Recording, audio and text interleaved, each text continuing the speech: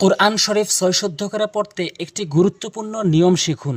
এই নিয়মটি ৯৫% লোক বোঝে না যে এই তানভিন এখানে ২ জবর উচ্চারণ করবে না ১ জবর উচ্চারণ করবে, এখানে টানবে কি টানবে না এইটি অধিকাংশ লোক বুঝতে পারে না। তাই এই সৈশুদ্ধ করে পড়তে এবং এই নিয়মটি বুঝতে পুরো ভিডিওটি দেখুন, তাহলে অবশ্যই আপনি বুঝতে পারবেন। এই নিয়মটি কোরআনের হাজার হাজার স্থানে রয়েছে।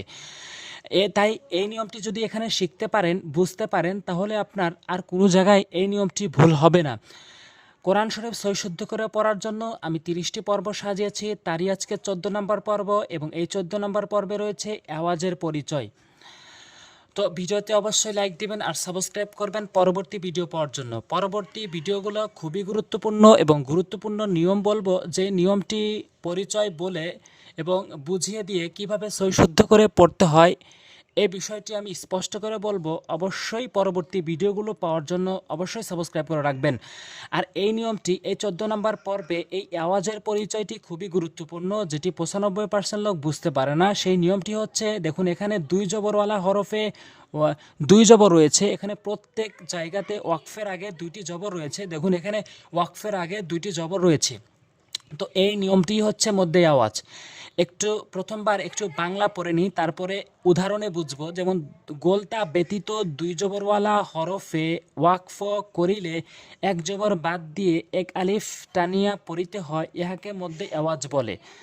এখন আমরা উদাহরণে বুঝবো। দেখুন এখানে দালের উপর ২টি জবর রয়েছে, এখান থেকে ১ জবর বাদ দিবেন, বাদ দিয়ে ১ আলিফ টেনে পড়বেন। ২ জবর রয়েছে, ১ জবর বাদ দিবেন, বাদ দিয়ে ১ আলিফ টেনে পড়তে হবে, ১ জবর নিয়ে ১ আলিফ টেনে পড়তে হবে। এটি হচ্ছে আওয়াজ।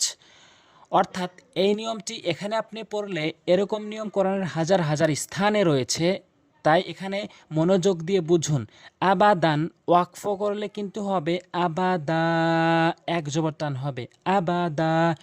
অ জবর ওয়া, লাম জবল্লা, অলা, ওয়াও এবং লাম হরকত হওয়ার কারণে দ্রুত পড়বেন। হরকত হচ্ছে ১ জবর ১ যে ১ পেশকে হরকত বলে, হরকতের উচ্চারণ তাড়াতাড়ি পড়তে হয়। এবং দাল হচ্ছে তানভিন, দ্রুত পড়তে হয়। যদি আপনি ওয়াকফ করেন তাহলে আওয়াজের নিয়মটি হবে, নিয়মটি হচ্ছে ২ জবরওয়ালা হরফে ওয়াকফ করিলে ১ জবর এখান থেকে বাদ দিয়ে ১ জবর নিয়ে ১ আলিফ টেনে পড়বেন। ওয়ালা দান ওয়াকফ করলে ওয়ালা দা, এভাবে পড়বেন। জিম জবর যা, সিন জবর সা, যা সা দাল, আলিফ ২ জবর দান, যা সা দান ওয়াকফ করলে যা সা দা, অবশ্যই ১ আলিফ এখানে টেনে পড়বেন। শিন জবর সা, র আলিফ জবর র, এখানে ১ আলিফ টেনে পড়বেন জবরের বাম পাশে খালি আলিফ হওয়ার কারণে। হ্যাঁ, একটি নিয়ম রয়েছে মদির হরফের, যেমন জবরের বাম পাশে খালি লিফ থাকাটা মদির হরফ এবং জেরের বাম পাশে যজমালা ইয়া থাকাটা মদির হরফ এবং পেশের বাম পাশে যজমালা ওয়াও থাকাটা মদির হরফ। এগুলোকে ১ আলিফ টেনে পড়তে হয়। যেমন সার বা আলিফ ২ জবর বান, এখানে তানভিনের নিয়ম, কিন্তু ওয়াকফ করে আওয়াজের নিয়মটি হবে। যেমন সার বা, এরপরে সদ জবর স, ও আলিফ জবর ও, ১ আলিফ টেনে পড়বেন স বা, আলিফ ২ জবর বান, স বান ওয়াকফ করলে স বা। তাহলে এখানে দ্রুত আপনি কোরআন শরীফ যদি আপনি দ্রুত রিডিং পড়তে চান, তাহলে এই শব্দটি প্রথমত একবার বানান করবেন, ৫-৬ বার উচ্চারণ করবেন, যার ফলে এই শব্দটি আপনার কমন হয়ে যাবে। এরকম করে যদি ১-১৫০ শব্দ যদি আপনি কমন করতে পারেন, তাহলে সেই শব্দ দ্বারাই কোরআন শরীফে বাক্য গঠন করা হয়েছে। তাহলে আপনার যখন আপনি তেলাওয়াত করবেন, তখন আপনি এই শব্দগুলো দেখা মাত্রই আপনি চিনতে পারবেন। এই জন্য প্রথমে আপনি বানান করবেন, ৫-৬ বার আপনি উচ্চারণ করবেন, এবার এরকম করে ১৫০-২০০ শব্দ পড়বেন, তখন আপনি দ্রুত রিডিং পড়তে পারবেন। তো এই নিয়মটি অবশ্যই ফলো করুন আর নিয়মটি অবশ্যই বুঝে সেই অনুযায়ী প্রয়োগ করে সৈশুদ্ধ করে তেলাওয়াত করবেন ইনশাআল্লাহ।